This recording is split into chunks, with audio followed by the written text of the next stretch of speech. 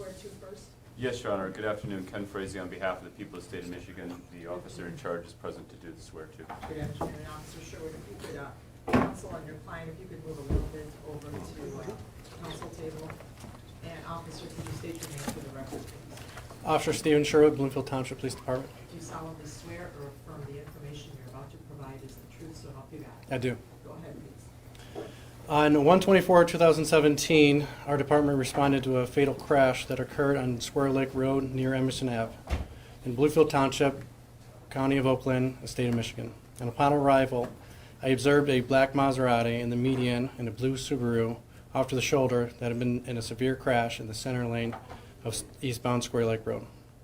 The driver of the Maserati was Gregory Allen Belkin, age 43. Officer Murphy detected odor of intoxicants on Belkin's breath, and Belkin admitted to drinking prior to the crash. An OWI investigation was conducted, and Belkin failed the sobriety test.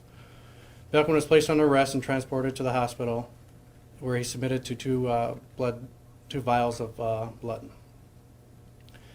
I was also advised the driver of the Subaru, Rhonda Townley Williams, age 53, had passed away from injuries sustained in the crash. Oakland County medical examiners confirmed this. Officer Murphy spoke with witnesses who indicated the Maserati was traveling on Square Lake Road from Telegraph Road at a high rate of speed. Two witnesses estimated 80 miles an hour before losing sight of the Maserati.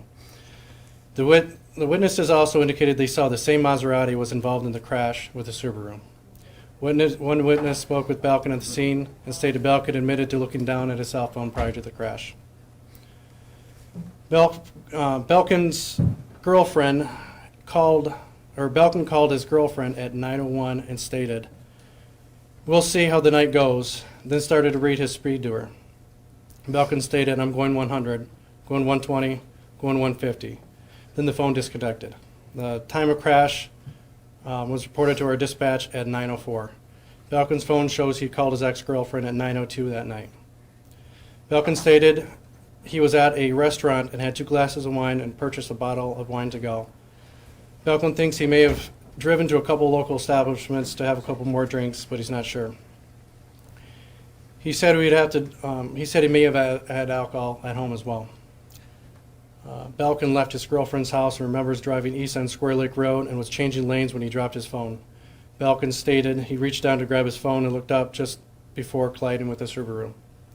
The distance from the point of impact to where Maserati stopped was 490 feet. I'm a trained accident reconstructionist, and a simple slide to stop formula shows the Maserati was traveling about 100 miles an hour after the impact. The speed appears consistent with other evidence.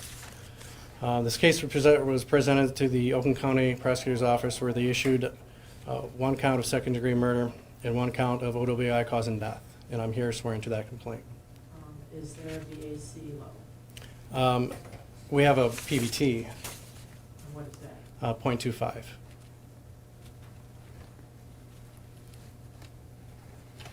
I do find probable cause for both count 1, homicide, murder, second degree, and count 2, OWI, causing death. Officer, if you could please approach and sign the complaint warrant.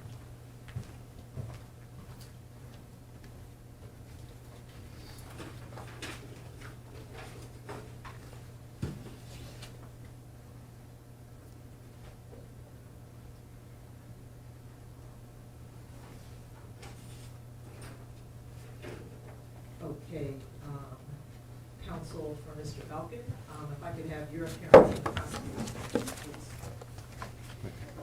Ken Frazee on behalf of the Oakland County Prosecutor's Office. Your Honor, when it's appropriate, we'd like to address the issue of bond. Thank you. Okay. Your Honor, if I may please this court, I'm William Kusick. My P number is 33200. I would like to make it clear to this court that I'm appearing for Mr. Belkin for purposes of arraignment only. And I appear in place of Attorney Deanna Kelly, who will be his retained counsel. And I would waive formal reading, Your Honor. All right. Mr. Belkin, I am going to go through your rights with you. You have a right to be represented by an attorney. If you can't afford one, I can appoint one for you. Do you understand that? Yes, sir. and your attorney says today he's only standing in today, and your retained attorney is Deanna Kelly. Is that accurate? Yes, sir. Okay, do you understand that you have a right to remain silent? It cannot be used against you. You have a right to have a jury trial in this matter where you could call witnesses, ask them questions, and cross-examine witnesses. You have a right to be presumed innocent until proven guilty beyond a reasonable doubt. Do you understand those rights? Yes, Your Honor. Sir, you have a right, because these are felonies, to have what's called a preliminary examination within 21 days from today's date.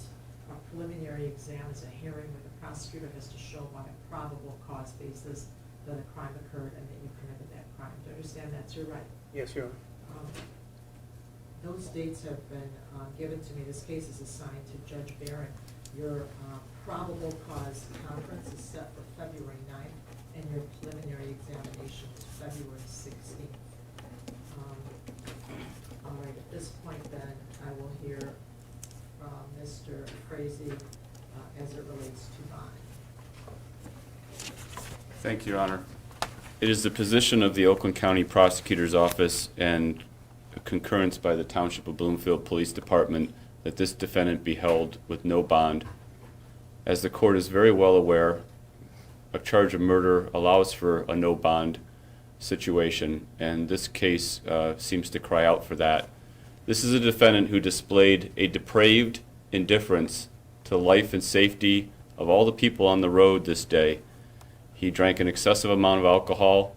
I know you've been given the PBT result. We have a preliminary test, another indication that's even higher than that, based upon some other information I was given verbally. I'm waiting for the paper copy. But as you heard, he drank alcohol at a number of locations. You should be aware that he has a prior drinking and driving offense on his record, showing that he's well aware of this. And if he's talking on the phone while driving at any speed, let alone at speeds grossly in excess of the speed limit, 100, 120 miles an hour, possibly up to 150 miles an hour, this is someone that is a danger to the public and frankly represents a flight risk. Looking at the evidence that you have before you, in total, the sound decision would be no bond for this defendant, as he simply cannot control his actions and he places others at great risk. If you'd like to know any further details, I'd be happy to provide them, Your Honor. Not right now. I will hear from counsel first. Ms. Belkin. Mr. Belkin, I have entered a plea of not guilty on your behalf. Go ahead. Thank you, Judge. Mr. Kusick. Yeah, thank you, Judge. With all due respect to Mr. Frazee, he said there was no that he disregarded just about everything. When I heard the warrant being sworn to, I heard that, in fact, the defendant was in fact cooperative. He submitted to 2 blood search warrants, so I don't think that's actions of a depraved person. Furthermore, I would indicate that this is not a man of extreme wealth standing before you. He's a government employee with a very modest income, so he doesn't just have great influence, and there's nothing about his past, nor is there anything about his lifestyle that would ever indicate that he's any type of flight risk. So I think those are compelling reasons that there is a presumption of innocence, and I think bond should be afforded in this matter. Thank you. All right, thank you.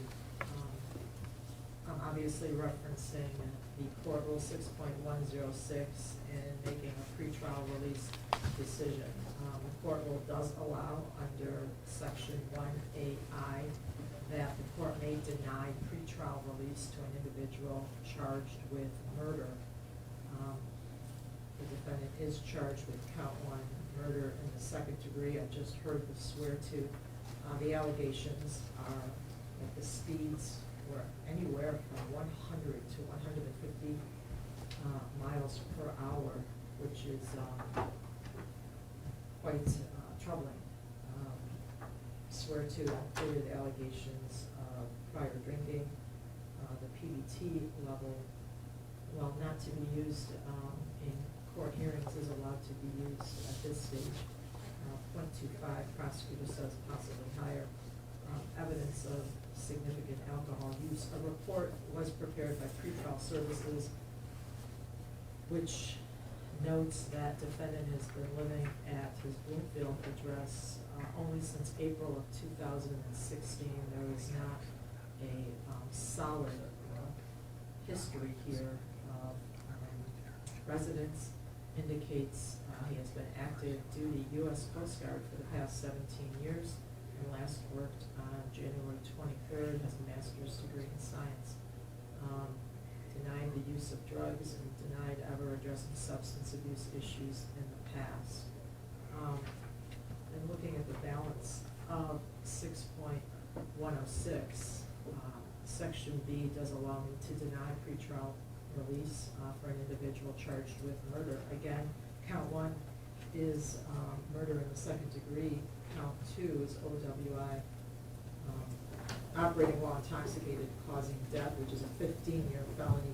Count 1, murder, obviously, is life for any term of years. And looking at Section F, the decision that I'm required to look at, defendant's prior criminal record, while it's very relevant that there's a prior conviction for an offense out of Virginia, it's called DWI there, that is operating under the influence or intoxicated. There is nothing else on his record. Defendant's history of substance abuse or addiction, defendant's mental condition, including character and reputation for dangerousness, the seriousness of the offense charged, and the probability of conviction and likely sentence. Well, I can certainly weigh in that the seriousness of the charge is quite compelling. The individual is deceased. These allegations are most serious.